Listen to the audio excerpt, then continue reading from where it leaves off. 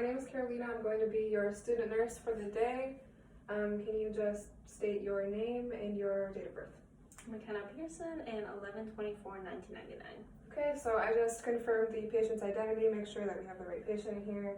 Can you list any allergies that you have? Nope. Okay, none to medications at all? Nope. Okay, great. So I'm going to wash my hands and then assess the patient's orientation by asking, can you tell me where we are today and the date?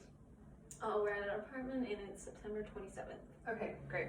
So I'm just going to start the assessment by checking your heart rate and your respiratory rate.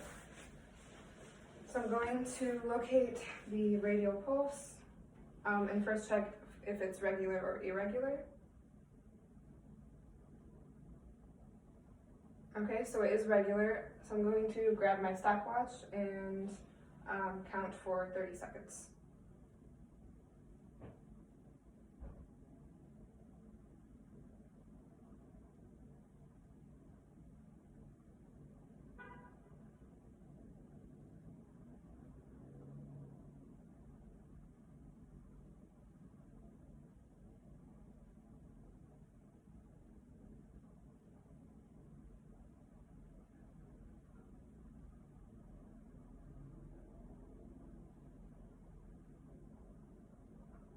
Okay, so I counted 45 beats.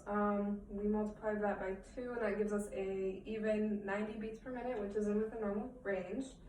I'm now going to assess the patient's respiratory rate, which I normally would not tell the patient because this affects their breathing. So I'm going to pretend that I'm still taking their pulse and watch her chest rise and fall and count each cycle.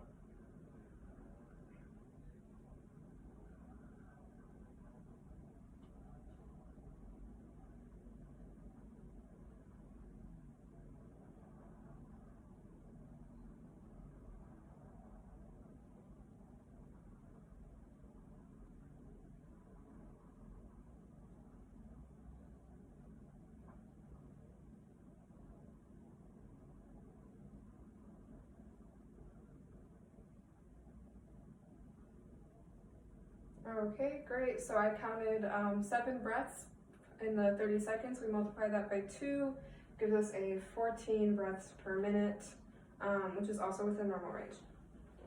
So I'm just going to inspect the patient's general status. She seems to be maintaining good posture, in a relaxed position. I don't see no apparent distress at all, which is good. I'm just going to inspect your jugular veins to look for any distension at all, and there's no apparent distension. And then I'm going to also inspect, then palpate, then auscultate your carotid arteries on both sides. Okay.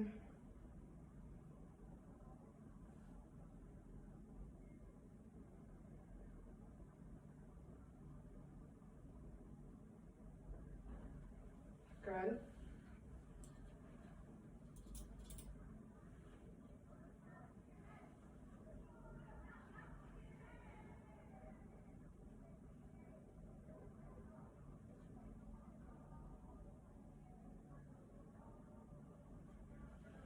Okay, and then I'm going to inspect the precordium, look for symmetry in the apical impulse, and then I'm also going to palpate the precordium and apical impulse.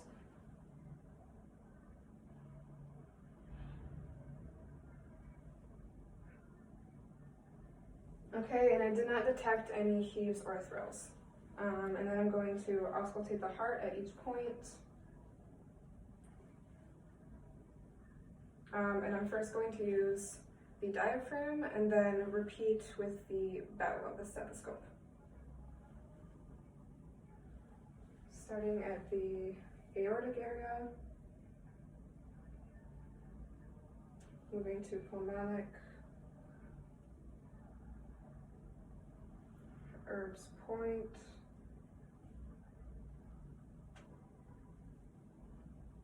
tricuspid area, and then the mitral area. Good. And then we'll repeat it with the bell. aortic, pulmonic, Erb's point, tricuspid, and mitral. Okay, everything looks good there. So then we're just going to inspect and palpate your lower extremities, so your legs and feet, checking for any edema.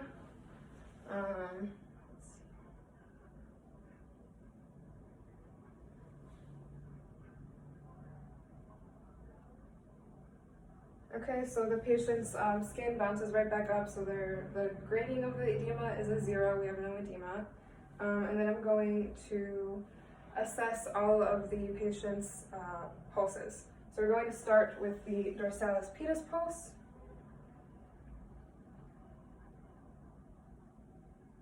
Grading is a 2. Move to the posterior tibial pulse.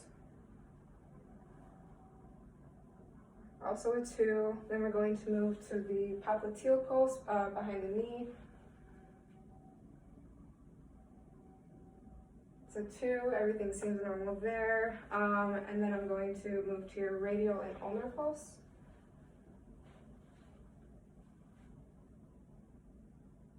Good is a 2. Then ulnar on the pinky side. Also a 2. So then I'm just going to check for capillary refill, and I'm going to ask you to move your hand over, and I'm just going to press on the patient's nail bed and watch for the color to return back to normal, from white back to normal.